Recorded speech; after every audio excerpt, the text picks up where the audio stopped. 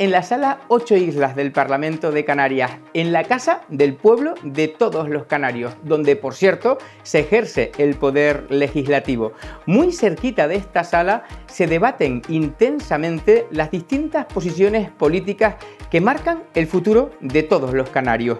Y es que en Canarias estamos viviendo un momento trascendental con nuestro REF, con nuestra posición en Europa como región ultraperiférica en jaque o en cuestión permanente. Incluso, si me lo permiten, nos jugamos el respeto del gobierno central, que parece ignorar nuestra singularidad, nuestros fueros y también nuestra posición dentro del ordenamiento del Estado como islas atlánticas que somos. Hoy hablaremos de cuentas, de dinero, también lo haremos de autónomos y de política a pie de calle. Lo haremos con el vicepresidente del Gobierno de Canarias, consejero de Economía, Industria, Comercio y Autónomos, además de ser presidente del Partido Popular en Canarias. Gracias por recibirnos en la Casa de Todos. Muchísimas gracias a ustedes por abrir, ¿no?, de manera simbólica las puertas de las casas de todos los canarios y las canarias para que veamos de primera mano qué es lo que se hace en el Parlamento. Empecemos por ahí. ¿Qué le evoca a usted este Parlamento? Bueno, el Parlamento, aunque para mucha gente parece que es una acción estéril, es quien marca lo que define el futuro de nuestra tierra. Marca las leyes, corrige lo que en determinadas ocasiones se ha hecho y que ya no está acorde con los momentos, es donde se plantean iniciativas populares, es donde escuchamos lo que los ciudadanos plantean y bueno, es verdad que hay debates sumamente ricos que permiten luego al gobierno pues poder llevar a cabo acciones en favor y en pro de la ciudadanía. Dicen que esta casa, que estamos definiendo como la casa de todos, en ocasiones está alejada de la gente. ¿Qué se puede hacer para que precisamente en un lugar donde se marca tanto el futuro de las distintas generaciones se viva más cerquita del pueblo? Bueno, yo comparto esa expresión, Lo digo muy sinceramente. Saben que yo he sido alcalde, y soy un hombre que cree en el municipalismo, en su primera persona, en su máxima expresión, porque es ahí donde ciertamente se lleva a cabo la política. ¿Y qué probablemente le falte aún al Parlamento de Canarias? Una inyección de municipalismo, una inyección de experiencia de personas que han sido alcaldes, alcaldesas, concejales, concejalas, personas que han vivido en primera persona el tú a tú, el cuerpo a cuerpo, el tener que trasladar tu despacho a una acera de una calle para atender a la ciudadanía, metafóricamente. Creo que esto todavía le falta un poquito al Parlamento, pero creo que con el paso del tiempo se ha ido entendiendo y ha ido mejorando. Aprovechando sus palabras, ¿llevaría a lo mejor en los procesos legislativos, que es uno de los poderes, el que se ejerce en esta Cámara, a un proceso legislativo más real a la vida misma de la sociedad? Bueno, es verdad que la burocracia es sumamente densa, es decir, la legislación es muy densa. Creo que deberíamos de hacer un proceso de, a ver si soy capaz de decirlo, deslegislar. Es decir, de ir aminorando las leyes, de ir reduciendo la normativa, de permitir que las cosas fluyan con mayor agilidad. Ese trabajo todavía no se ha entendido, todavía no se ha comprendido. ¿Por qué? Porque parece que cuando planteas una iniciativa para quitar, no se ve el trabajo.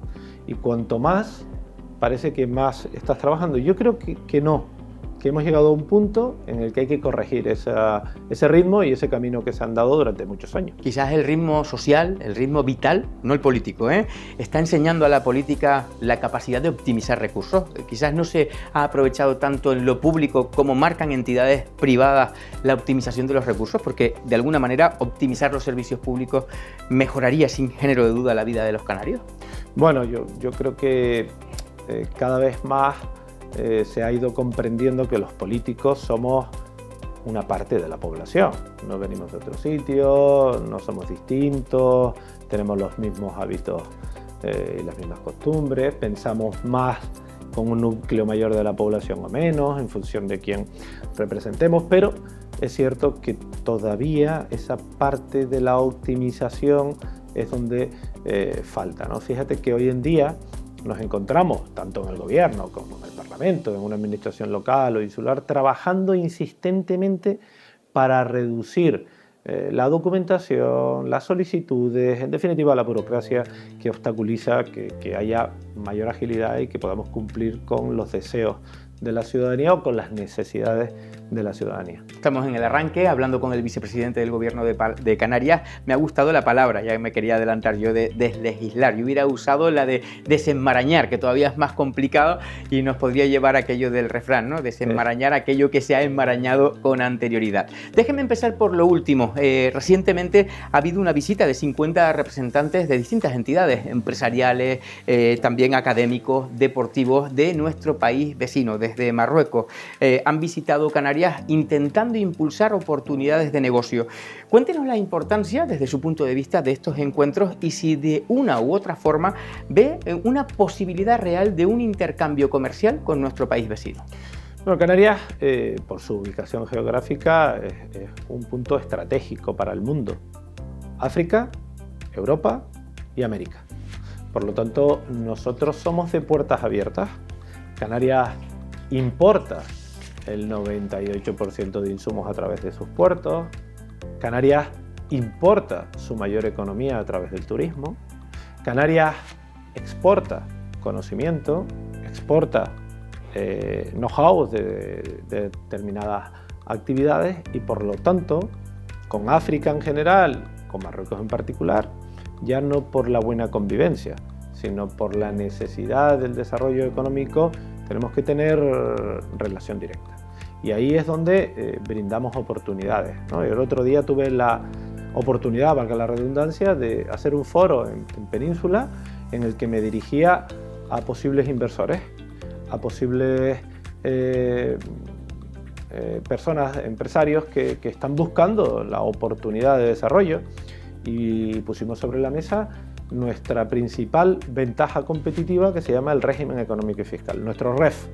Bien, pues nuestro REF tiene que convertirse en un polo de atracción, en un imán de atracción de la inversión, desde África, lógicamente, y desde cualquier otro rincón. Insisto, nuestra posición geográfica entre los tres continentes es esencial, es vital y es otra de esas ventajas competitivas que tenemos que potenciar. Visto como una ventaja, sin duda lo es, también tiene las limitaciones, ser un territorio alejado del territorio continental europeo, fragmentado a su vez en el núcleo interno. Desde una visión estratégica y en esas alianzas de las que le estoy cuestionando, ¿debemos empezar a cambiar el paradigma desde el punto de vista de no ver a Marruecos como un enemigo, sino como un socio estratégico? Bueno, es verdad que también es un competidor. Y como tal siempre hay que mirarlo, como solemos decir, con el rabillo del ojo, ¿no? ¿Por qué? Porque Marruecos en turismo está intentando desarrollarse a unos ritmos importantes, porque Marruecos en lo que son puertos ha hecho una gran inversión y por lo tanto tenemos que analizar en qué son competidores. Pero es cierto que si nosotros buscamos para nuestra tierra el desarrollo de determinados sectores que no consuman territorio, pero que generen un alto valor añadido, quizás ahí hay capital que puede potenciar determinadas acciones que beneficien a nuestra economía, que beneficien a nuestra sociedad y que potencie, como decía yo anteriormente, esos sectores de alto valor añadido en Canarias. Yo nunca hablo de un cambio de modelo económico, no creo en un cambio de modelo económico, creo que es una aberración hablar sobre ello, pero sí de la diversificación económica y por lo tanto, tanto países en mayor desarrollo como puede ser Marruecos en África como otros de otros puntos de los distintos continentes nos tienen que ver como el lugar en el cual poder desarrollar esa actividad. Importante señalar el cambio de modelo económico como tal, que lo descarta y se lo agradezco que lo diga con tanta claridad, no porque lo haga, es su voluntad y su decisión, sino por la claridad que esgrime en un medio de comunicación, sino al mismo tiempo añade, no quiere decir que no perdamos oportunidad económica y por tanto se tienda a que haya una verdadera diversidad una diversificación económica necesaria, por otro lado, para no tener los huevos de la gallina en un mismo cesto. Y esto es importante decirlo porque cuando se habla de la diversificación muchas veces hay quien tiene la tendencia de un cambio de modelo económico en Canarias y sinceramente creo que flaco favor nos haríamos. Un ejemplo, porque hay quien pueda estar viendo esta televisión ahora mismo, esta entrevista en esta televisión ahora mismo, en cualquiera de las plataformas, en Digi Televisión, en Oran TV, en TDT o incluso en las redes sociales, y puedan llegar a plantear una tele local hablando casi de política internacional, Marruecos. Pero es que claro, el posicionamiento estratégico que usted ha señalado de nuestro archipiélago marca que el futuro de nuestros canarios a veces se dependa de decisiones que se toman más allá de nuestras fronteras. Ejemplo de ello ha sido el compromiso de reforzar en el nuevo marco financiero la ficha del POSEI. Y yo quiero ser claro con usted, ¿está la comunidad autónoma haciendo un trabajo de política de Estado porque precisamente el Estado no atiende las singularidades de sus regiones? Mira que me han preguntado por el POSEI, pero nunca me lo habían preguntado de esa manera. Y la verdad que me has hecho reflexionar y sí, ha hecho la comunidad autónoma un trabajo.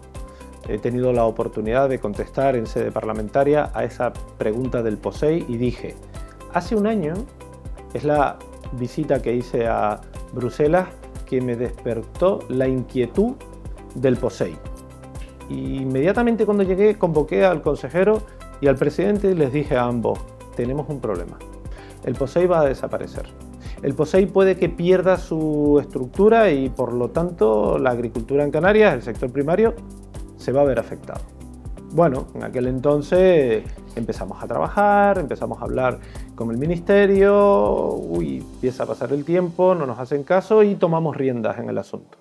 Entonces nos dirigimos, tanto el consejero como el presidente, a Bruselas y yo, a través de mi grupo político, a través de Gabriel Mato, eurodiputado, quien definitivamente presenta una enmienda que advierte de lo siguiente. Ojo, el POSEI no puede desaparecer.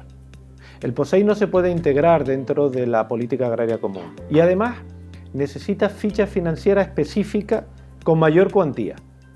Bueno, en un primer momento no éramos muy optimistas porque el Estado decía que ya había enviado una carta.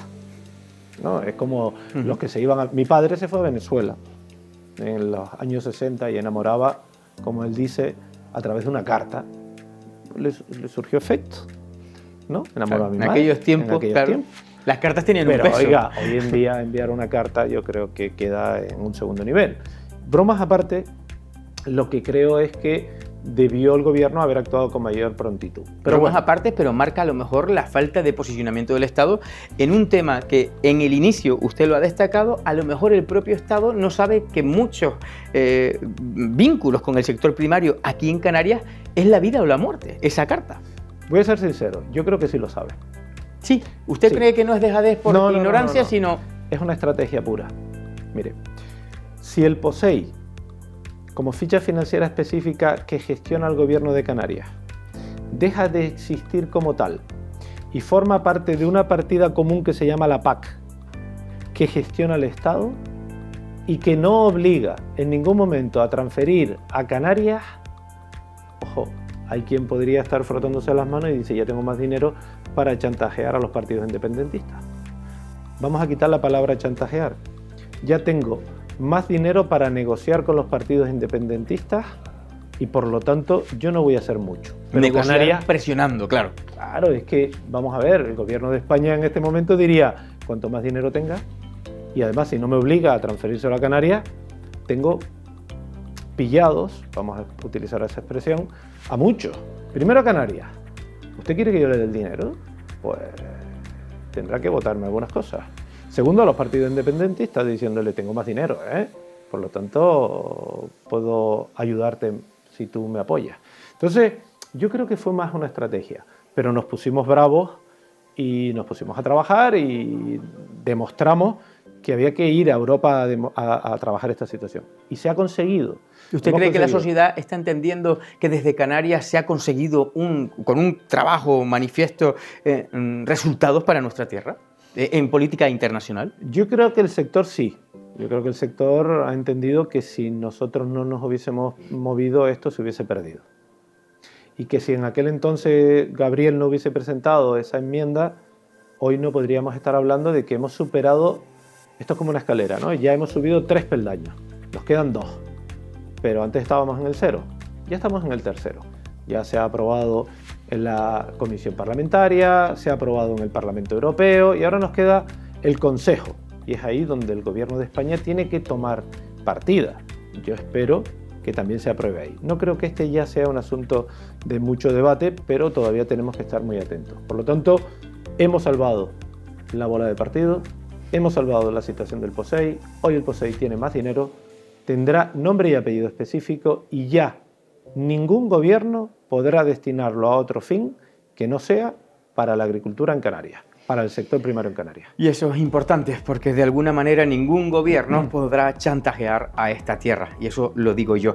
Me gustaría preguntarle también en el contexto internacional, pero claro, como ve, todo el contexto internacional tiene una afección directa en nuestras vidas. Claro, si esta guerra en Oriente Medio no llega a un fin inmediato, a una estabilidad nuevamente en lo que es el estrecho de Hormuz, ¿le preocupa la situación del encarecimiento del petróleo? Porque claro, en un lugar como este, alejado, fragmentado, se ha hablado incluso de que el queroseno para los aviones pueda estar en tela de juicio. ¿Nos jugamos la movilidad? Y si es así, ¿tenemos algún plan, algún fondo de reservas donde se garantice, en caso de la continuidad o que se alargue más en el tiempo esta guerra, la estabilidad en las comunicaciones con Canarias? Nos lo jugamos casi todo, porque se ha demostrado con claridad que la subida del precio del Brent, del combustible, del petróleo, hace que Canarias se gripe y que Canarias lo sufra, porque estamos hablando de una situación en la que nos lleva a una inflación importada en nuestra tierra y que por muchas acciones que podamos llevar desde un gobierno autonómico como el nuestro, lo único que hacemos es contener un poco el crecimiento de los precios, pero no podemos combatirlo, porque ni tenemos recursos, ni tenemos medios, ni hay posibilidad de hacerlo. Nos decía el otro día un informe del BBVA que por cada subida de $10 del Brent nos lleva a una décima de caída del PIB.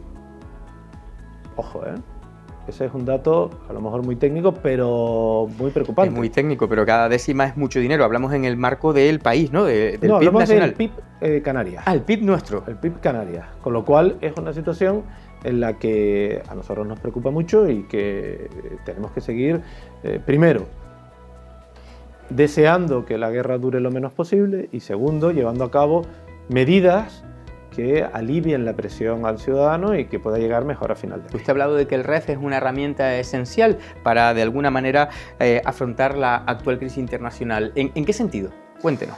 Mire, primero, qué pena, ¿no? que nuestro REF, nuestro fuero, nuestro régimen económico y fiscal sea tan desconocido.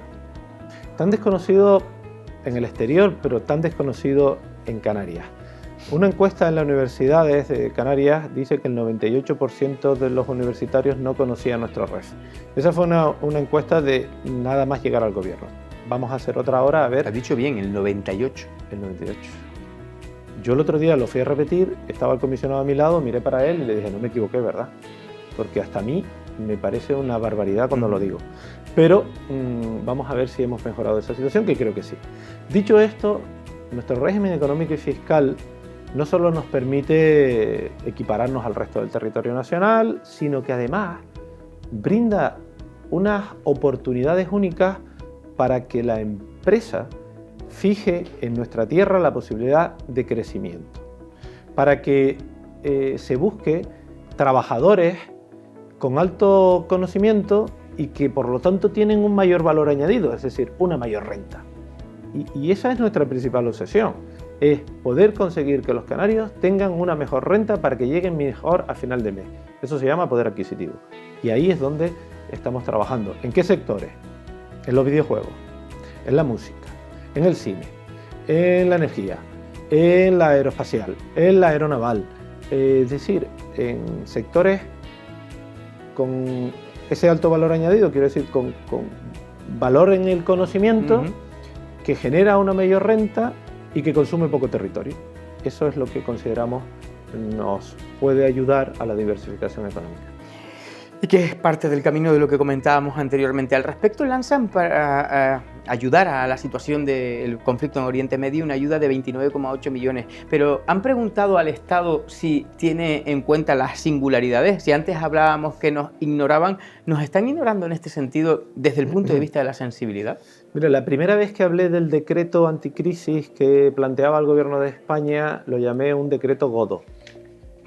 Y con el paso del tiempo sigo afirmando y reafirmándome en mi expresión. Los canarios sabemos perfectamente cuando distinguimos entre peninsular y godo. Y por lo tanto, este es un decreto godo, que nos mira por encima del hombro, que nos olvida y que no plantea soluciones para Canarias. ¿Cómo puede ser que hayan planteado una bonificación de 20 céntimos litro combustible en Península y en Canarias no? ¿Cómo puede ser que planteen bajadas de tipo impositivo del IVA y en Canarias no? Si me lo permite, le repregunto. Usted antes me dijo que no es ignorancia, que no hay maldad, sino que hay intencionalidad. ¿Lo hay en este caso también? Yo creo que en esta ocasión se olvidaron de Canarias. De verdad, en esta ocasión, cuando hicieron el decreto, miraron, como antes nos ponían el recuadrito en las noticias a la derecha, ¿no? Miraron y dicen, el recuadrito de la derecha no hay nadie, y por lo tanto se olvidaron de Canarias, se olvidaron. Y esta no es una crítica facilona, esto es sumamente objetivo, porque si no se hubiesen olvidado, no hubiese habido negociación. Esos 15 millones vienen porque saben que se olvidaron y nos dijeron, bueno, ahora tenemos este dinerito, tampoco levanten mucho el ruido, no levanten el tono, y le damos 15 millones de euros, oiga. Nosotros no queremos un trato mejor, queremos un trato igual que al resto del territorio nacional. Porque siempre se olvidan de Canarias, siempre tenemos que estar detrás corriendo para negociar, para presionar, para exigir. Y no puede ser, otras comunidades autónomas no lo hacen, ¿por qué nosotros sí? Por lo tanto, ahí nos hemos encontrado y nos hemos visto obligados a plantear iniciativas propias desde la comunidad autónoma. Bueno, venimos ya para Canarias, hablando de iniciativas propias. Ayer veíamos en este Parlamento la presentación conjunta de distintas fuerzas políticas, ASG, HI, Partido Popular, Coalición Canaria, los partidos que conforman el gobierno. En palabras de Vidina Espino, como portavoz del conjunto, la presentación de 30 enmiendas a la propia ley de la radiotelevisión pública canaria. Y a mí me gustaría, si de alguna forma, le voy a hacer una pregunta inicial, que igual no se la espera. ¿Es el reconocimiento de enmendar esta propia ley de que se estaba partiendo de forma errónea desde el gobierno con la televisión pública de Canarias?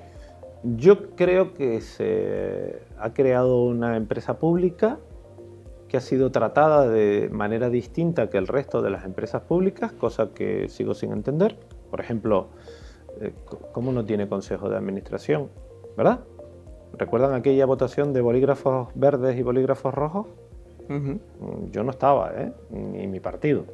Ahí lo dejo. Sí, sí. Es decir, ¿cómo es posible? ¿Por qué todas las empresas tienen un consejo de administración y sin debate, sin bronca, sin problema? Esta no, ¿por qué? Entonces, creo es curioso, ¿no? El propio gobierno enmendando su propia ley. Pero creo que... Es verdad que ustedes no estaban, pero yo tengo que preguntárselo. Pero yo creo que es necesario. Dije antes que hay que deslegislar, que hay que corregir leyes. Esta era una de las leyes necesarias para corregir, para de una vez por todas dar transparencia, dar normalidad a una empresa pública que tiene un objeto social distinto al resto, que es la comunicación, la formación, la pedagogía, la interlocución con los canarios. ¿Puede garantizar ahora que la televisión pública canaria no va a estar al servicio de ningún gobierno? No va a estar al servicio de ningún gobierno mientras yo esté en un gobierno. Yo puedo hablar por mí. Y yo les garantizo que mientras yo esté en un gobierno, no estará al servicio de ningún gobierno. Yo no creo que haya ningún grupo de la oposición en este momento que se pueda quejar del trato de la radiotelevisión canaria. Yo fui oposición, no puedo decir lo mismo, pero insisto, en estos momentos yo no creo que nadie se pueda quejar de esa situación y del trato objetivo, porque detrás de esas cámaras hay profesionales que lo están haciendo bien. ¿Qué le parece que se hayan blindado los informativos, según presentaban en el día de ayer, para que jamás vuelvan a externalizarse? ¿Es el camino adecuado precisamente en aras de la transparencia y de esa independencia? Yo creo que sí, y yo lo hablé con los representantes sindicales y les puse mi punto de vista y les dije que creo oportuno que ese camino sea así. ¿Por qué? Porque hemos elegido una opción pública, ¿no? Y hemos elegido una parte absolutamente pública que hasta el momento, desde mi punto de vista, ha funcionado con sus más y sus menos, pero que ha funcionado y por lo tanto creo que hay que continuar en esa línea. Importante que la tele de alguna manera sirva para informar y no para influir. Quizás es uno de los objetivos que debiera marcarse como ente público, ¿no? En muchas ocasiones vemos incluso al ente público competir con la pequeña industria audiovisual de televisiones locales, algo que no tiene mucho sentido porque deberíamos de ser aliados. Desde el punto de vista de director de un grupo multimedia y además de vicepresidente de Atelcan, la Asociación de Televisiones Locales Canarias, donde se está emitiendo esta entrevista, me parece que es lógico que hayan limitado que una única productora no pueda llevar a cabo más del 20% de la totalidad de los contratos. ¿Ve que ese es un camino y que de alguna manera, usted ha hablado de formación, ha hablado de diversificar economía, podría servir también para aliviar y ayudar a un sector audiovisual que en general en esta tierra alejada tampoco lo está pasando bien? Si no existiese Radio Televisión Canaria, la producción en Canarias sufriría mucho. Yo no quiero decir que desapareciese, pero sí creo que sufriría mucho. Por lo tanto, creo que es una muy buena propuesta. No centralizar la gestión, porque esta empresa pública que está para el servicio a los canarios generará economía, generará empleo, generará actividad paralela, generará un desarrollo económico paralelo. Y es un ecosistema. En sí sola, en su entorno, cual satélite, genera en torno a ella un ecosistema. Aquello del valor añadido. Y un valor añadido, porque además estamos hablando de un sector cualificado, de un sector tecnológico, de un sector que necesita Canarias, ¿no? Yo decía antes, hablaba del cine, y permítanme que dentro del cine englobe todo, ¿no? Y ahí creo que es sumamente importante que la televisión reparta juego, cual medio centro de un equipo de fútbol. Qué bueno. Ahí en Atelcan, en la Asociación de Televisiones Locales Canarias, donde, por cierto, figuran distintas televisiones, distintas marcas en distintas islas, eso sí, todas en el ámbito legal. Estamos deseosos y deseando poder ser un aliado estratégico de lo que es la producción de la Canaria, que en muchas ocasiones queda ya luego sin hueco en su propia pantalla y podría retroalimentarse en la industria audiovisual local. Dejamos de hablar de la tele local para hablar de algo que, bueno, no sé si alguna vez ha hecho usted cola en la compra de una entrada para un concierto. Sin ir más lejos, por ejemplo, bueno, pues aquí, que nada vamos a celebrar en junio unos conciertazos. No quiero hablar de ninguno porque si no los promotores se me van a poner celosos. Entonces he recogido hilo, pero no sé si alguna vez ha estado usted en cola, lo digo por los bonos consumo. Madre mía, bonos consumos que de alguna manera están inmersos en la campaña. ¿Cómo definiría esas primeras horas una vez se hicieron públicos desde el punto de vista de los consumidores, pero también desde el comercio? Fíjate cómo han cambiado las cosas, ¿no? Que cuando te dicen, oye, estoy en cola, mi hija, para comprar la entrada a un concierto, estoy en cola en el número 700 no sé qué. Digo, ¿pero en cola dónde? No. Virtual. Y digo, pero no, estoy en cola. ¿Y eso cómo es? Bueno, bromas aparte, creo que los bonos consumos han llevado a cabo el mismo efecto que los conciertos con esas colas virtuales. Y hoy, me decía una señora en la calle, me has obligado a poner la alarma a las 11:58. Y yo no caía, ¿por qué? Y digo, ¿y por qué? Dice, porque a las 12 se compran los bonos. Claro. Qué bueno. Entonces, una señora, lo digo por el ratio de edad, ¿no? O sea, que esto ha roto barreras, de alguna manera ha contribuido a romper esa brecha digital, nunca mejor dicho, ¿no? Claro, caminaba ahí por la calle de aquí en Santa Cruz y me decían, me has obligado a poner el alarma a las 11:58. Digo, mira qué bien, por lo menos tienes 2 minutos para esperar la compra.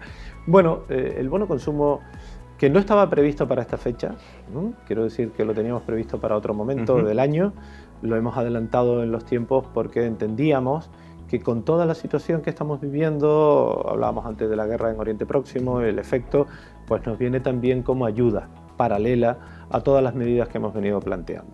Con una novedad, y es que en esta ocasión se puede utilizar dentro de los mercados tradicionales, mercados de abasto, en los mercados donde hay una frutería, donde hay una pescadería, donde hay una carnicería, en definitiva donde hay un autónomo también detrás de cada uno de esos puestos.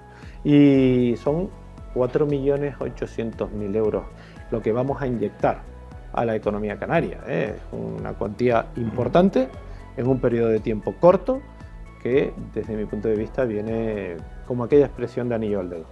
Vamos a continuar hablando inmediatamente con el vicepresidente del Gobierno de Canarias de Economía Real. Vamos a preguntarle, entre otras cosas, por esa reclamación que ha hecho al Estado para que reduzca la subida o retire incluso la subida a los autónomos societarios. Pero de todo eso, si me lo permite, Manuel Domínguez, seguiremos hablando después de estos consejos comerciales.